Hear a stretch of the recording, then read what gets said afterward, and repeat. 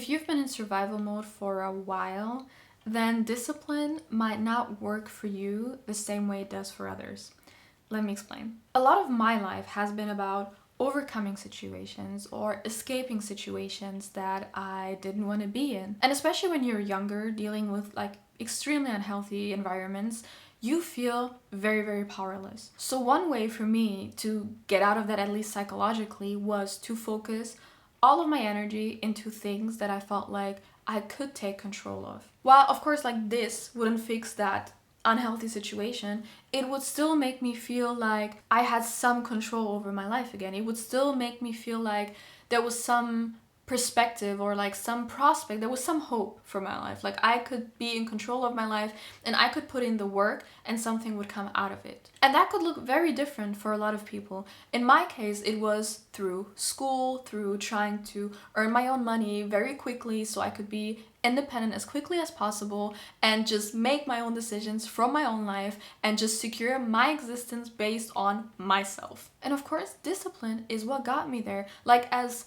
chaotic and like as much as things were falling apart like all around me, I felt like if I would just control myself and be disciplined about where I need to go and what I need to do to get there, then everything else will fall into place, because that's the one thing I can take care of. Like I can't control everything and everyone around me, but I can control myself. So I will be as disciplined as I can be and get myself out of that situation. However, the problem is now that I'm out of that and I am safe and I got my security that I wanted and I am independent, it's like my body is completely lagging behind. Like my mind recognizes that I'm safe, I have a roof over my head, I'm independent, everything is fine. But because my nervous system is so used to chaos and fixing chaos through control and discipline, it just does not know what to do with this situation. Not only does it not know what to do with it, it doesn't trust it in the first place. Because it's new, it's not something that we have any experience in, so it's like,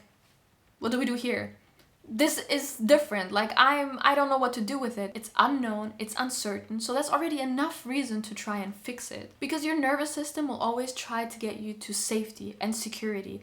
Uncertainty is not really part of that equation. Like uncertainty is something to be fixed. Because when you're in survival mode, uncertainty is not something that can be approached in like a playful manner. It's like, no, we need safety. We need guaranteed safety and security. We cannot have any variables here that we don't know what to do with. We need complete and utter safety. So now that I have this luxury of being technically safe and secure, I made the conscious decision.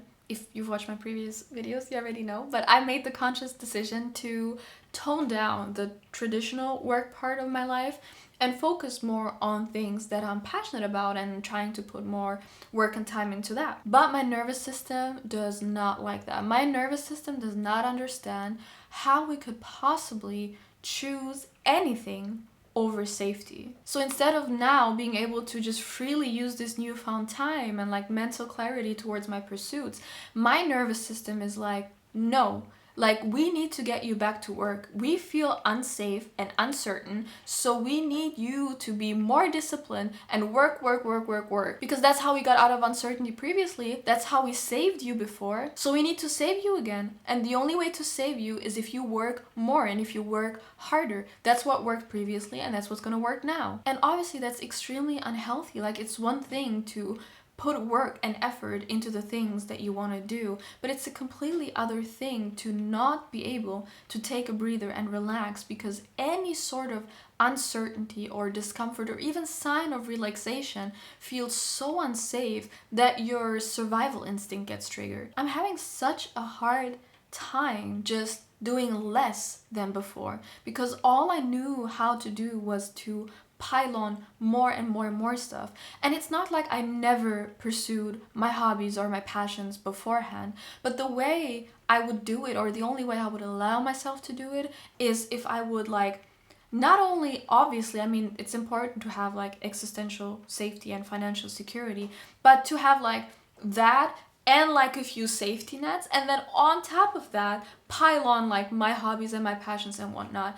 And of course sometimes I would be entirely exhausted, but that's the only way I felt like my nervous system would be calm, is like if I made myself believe that I exhausted myself and I really can't do more, that's when it's enough. Like relaxing could only happen once I had exhausted myself. Like once I really just had no brain power, no physical power to do anything else. At that point it was like barely a choice anymore. It was just like I couldn't do more. So that's when I was allowed to rest. But now that I'm trying to make a more conscious effort to rest and relax and not work myself to exertion and exhaustion, it's so hard for me to accept that. I constantly find myself like filling my time up with like more and more things, even though I'm trying to make a conscious effort not to do that. But it's quite literally a really conscious effort. Like if I wasn't so self-aware about it, like I feel like I would have just gone from that situation I left behind, like with my toxic workplace,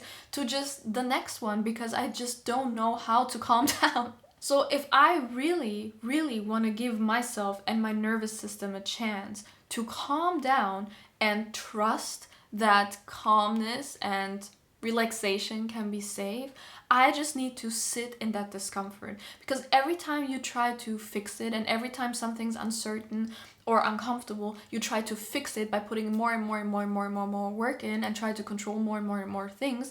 That's exactly what you're training your nervous system to do. You won't get out of it because you're just reinforcing it. You're just enabling it to continue to work the same way it always has. And especially now saying that, I also feel like discipline and like overworking yourself in that manner is just a way of expressing that you don't trust anything outside of yourself. Which again makes sense, because if you grew up in an environment that was toxic and like wasn't really there for you in the way that you needed it, you learn to like trust yourself the most, like, which is also healthy in a way.